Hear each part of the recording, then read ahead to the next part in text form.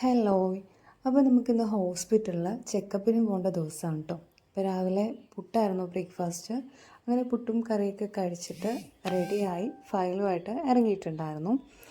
ഇറങ്ങുന്ന സമയത്ത് ചെറിയൊരു മഴ ഉണ്ടായിരുന്നു കേട്ടോ. ചെറുതായിട്ട് ചാർന്നേ ഉണ്ടായിരുന്നുള്ളൂ.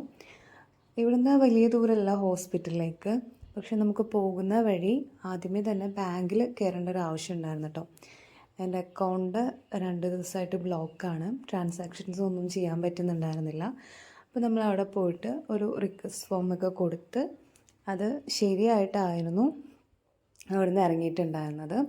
അതിനുശേഷം തൊട്ടിപ്പുറത്ത് തന്നെയുള്ള ജനസേവാ കേന്ദ്രത്തിൽ ആധാർ അപ്ഡേറ്റഡ് ആയോ എന്ന് നോക്കാനും കയറിയിട്ടുണ്ടായിരുന്നു. അത് കഴിഞ്ഞ് നമ്മൾ ഹോസ്പിറ്റലിൽ എത്തിയിട്ടോ. വണ്ടൂരുള്ള നിംസിലാണ് കേട്ടോ നമ്മൾ കാണിക്കുന്നത്. അപ്പോൾ എന്നെ ഹോസ്പിറ്റലിൽ ഫ്രണ്ടിൽ ഇറക്കിയിട്ട് സാബർക്ക് വണ്ടി പാർക്ക് ചെയ്തിട്ട് വന്നു.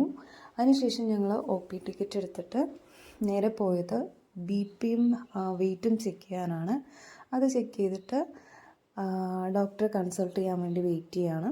അധികം വൈകാതെ നമ്മൾ വിളിച്ചിട്ടുണ്ടായിരുന്നു. അങ്ങനെ ഡോക്ടറെ കാണിച്ചു, മരുന്നും വാങ്ങിച്ച് നമ്മൾ സ്കാനിങ് ഡേറ്റ് എടുക്കാൻ വേണ്ടി പോവാണ് കേട്ടോ. അൽഹംദുലില്ലാ കുഴപ്പമൊന്നും ഉണ്ടായിരുന്നില്ല. അങ്ങനെ ഹോസ്പിറ്റലിൽ നിന്ന് ഇറങ്ങി നേരെ പോകുന്നത് ഒരു ബേക്കറിയിലേക്കാണ്. വണ്ടൂർ വന്നു കഴിഞ്ഞാൽ ഞങ്ങൾ മിക്കവാറും കയറാറുള്ളത് ഇവിടെയാണ്, ഇന്ത്യനിൽ.